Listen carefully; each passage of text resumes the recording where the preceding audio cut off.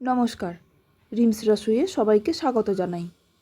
আজ বানাবো লাচ্ছা সিমুই। রেসিপিটা শেষ পর্যন্ত দেখার অনুরোধ করছি। এটা বানানোর জন্য সবার প্রথমে কড়াইতে 1 টেবিল চামচ ঘি গরম করতে দেব।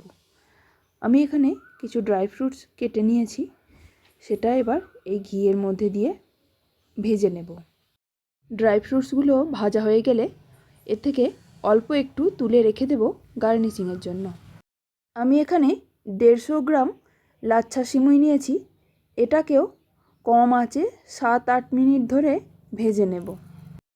সিমুইটা একটু নাড়াচাড়া করতে করতে 1 টেবিল চামচ মতো চিনি দিয়ে দেব। চিনিটা দিলে সিমুইটা তাড়াতাড়ি লাল হয়ে যাবে।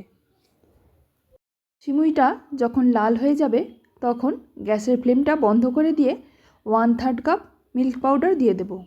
তারপর ভালো করে মিশিয়ে নিয়ে নামিয়ে নেব।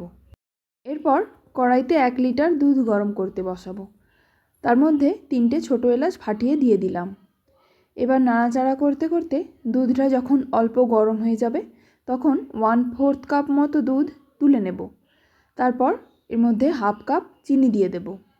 1/4 কাপ দুধটা যে তুলে নিয়েছিলাম তার মধ্যে 1/4 কাপ পাউডার মিল্ক গুলে এর মধ্যে দিয়ে দিলাম। এবার ভালো করে জাল দিয়ে যখন অল্প ঘন হয়ে আসবে গ্যাসের ফ্লেমটা বন্ধ করে হালকা ঠান্ডা করে নেব। এখন ভেজে রাখা সিমুইগুলো একটা পাত্রে নিয়ে নেব। তারপর যে ড্রাই ফ্রুটসগুলো আলাদা করে রেখেছিলাম সেগুলো ওপরে ছড়িয়ে দেব। দুধটা হালকা ঠান্ডা হয়ে গেছে, এবার সিমুইয়ের মধ্যে ঢেলে দেব।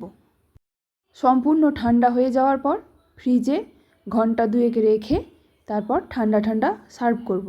রেসিপিটা শেষ পর্যন্ত দেখার জন্য অসংখ্য ধন্যবাদ।